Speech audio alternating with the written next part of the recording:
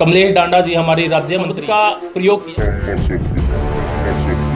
संजीव माजरा भी वो कहीं पर भी दिखाई नहीं। जेपी के लड़के हैं विकास सारंग जी, इलेक्शन पैसों से नहीं जीता। निर्मल हमारे यहाँ पे कार्य करवा रहे हैं। युवा शक्ति, युवा सोच सबसे पहले और सबसे ज़्यादा भाई दुष्यंत चौटाला जी के पास है। के लिए मैं भाई दुष्यंत चौटाला जी के पास भी कई बार कह चुका हूँ। भाई कलायत के अंदर भी भगवान परशुराम चौक की जय परशुराम जी। सबसे पहले तो अपना चैनल कैथल न्यूज़ ओ भाइयों को मेरी ओर से जय परशुराम कृष्ण जी चंदाना से। जी सर। आज कलायत में पंडित जोगीराम निर्मल जी के सुपुत्र दीपक निर्मल युवा हल्का अध्यक्ष कलायत के कार्यालय में आए हैं। तो सबसे पहले दीपक निर्मल जी आपका हार्दिक स्वागत है। हार्दिक स्वागत करता हूं, अभिनंदन करता हूं। मैं सबसे पहले तो आपके दर्शकों को ये कहना चाहता हूं, इस चैनल को ज़्यादा से ज़्यादा सब्सक्राइब करें, क्योंकि इनके ही माध्यम से हमें बहुत कुछ सीखने को मिलता है।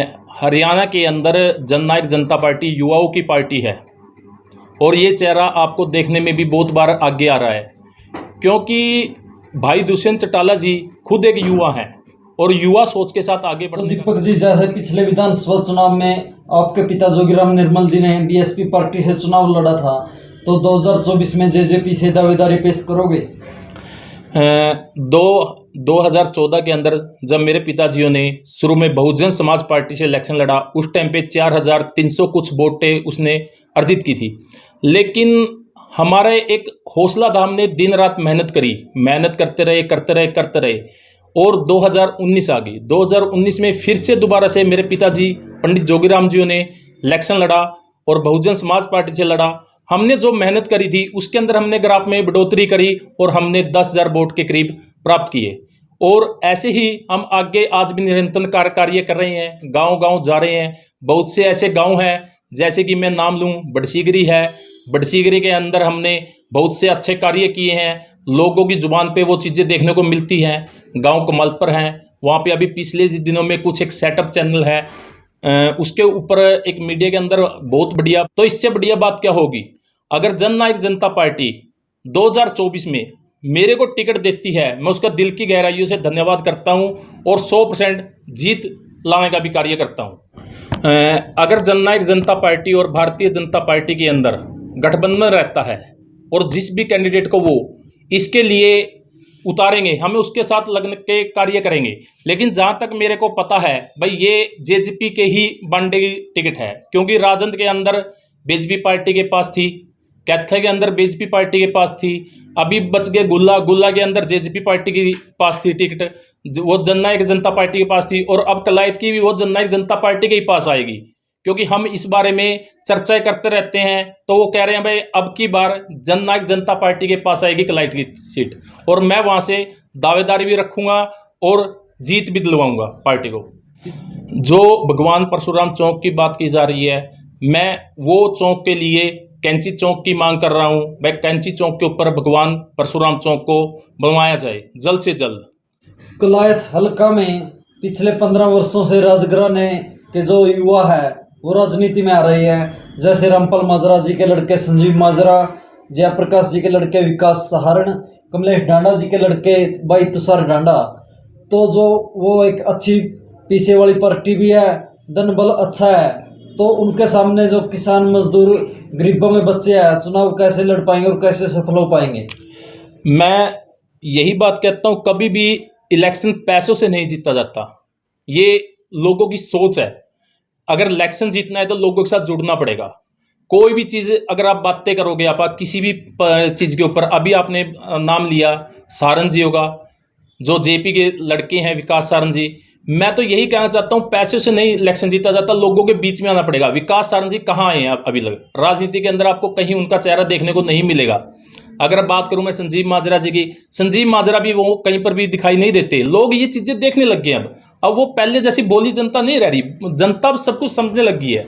और मैं तो यही कहता हूं, सोच समझकर परख के वोट दो, ना किसी जाति को वोट दो, ना किसी आदमी को वोट दो, सिर्फ ये देख। कलायत हल्का से पूर्व विधायक जयप्रकाश जी आपकी पार्टी के सीनियर नेताओं को कभी तो बच्चा बताते, कभी लुटेरा बताते, तो उसके बारे में क्या कहना चाहोगे? ऐसे अजी जयप्रकाश जी एक सीनियर नेता है, मेरे से बड़े हैं, उनके लिए मैं कुछ गलत तो नहीं बोल सकता, लेकिन इतना कहूँगा इस एज के अंदर जाने के बाद बच्चे जैसा दिमाग होता है, क्योंकि हमारे हिंदू के अंदर कहा जाता है जब 50 साल से ऊपर के उसमें बुजुर्ग बग जाते हैं, कोई भी हमारा नौजवान साथी या कोई भी उसमें बग जाता है तो वो बच्चे जैसी आदतें करने लग जाता है। जैसे कि आपने अभी पिछले दिनों में कुछ दिन देखा, कमलेश डांडा जी हमारी राज्य मंत्री है और सबसे बड़ा वो एक नारी शक्ति है, सबसे बड़ा। उसके लिए उन्होंने एक शब्द का प्रयोग किया, सामा शब्द का। आपने देखा किस प्रकार से वो हद लग जाते हैं, मतलब उनको बोलने की थोड़ी सी अब ये नॉलेज लेनी चाहिए। देखो कोई भी चीज़ है, अभी इन्होंने एक इंटरव्यू के अंदर कहा था बस जननायक जनता पार्टी तो एक जच्चा और बच्चा पार्टी है। जच्चा और बच्चा पार्टी किस घर के अंदर नहीं है? पहले तो मैं इसी बात के ऊपर प्रश्न करता हूं आपसे।